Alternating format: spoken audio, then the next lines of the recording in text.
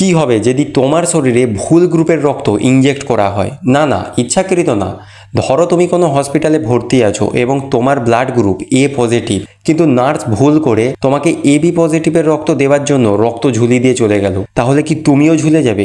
যদিও এটা হওয়ার পসিবিলিটি খুবই কম, তবুও মানুষ মাত্রই তো ভুল হয়। তো ধরো ভুলটা হয়ে গেল, তো তখন তোমার সাথে কি কি হতে পারে?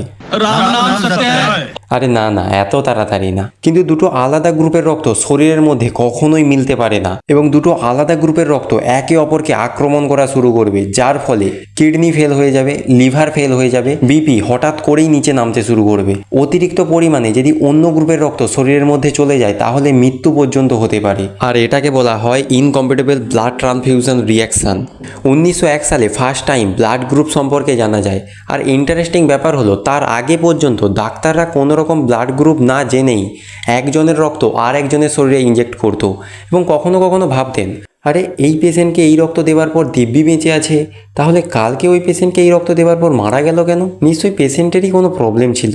মোরাল অফ দ্য স্টোরি, তুমিও যদি এইভাবে না ঝুলতে চাও, তাহলে নার্সরা রক্ত ঝোলানোর আগে একবার অবশ্যই জিজ্ঞাসা করে নিও, দিদি ব্লাড গ্রুপটা চেক করে নিয়েছেন তো?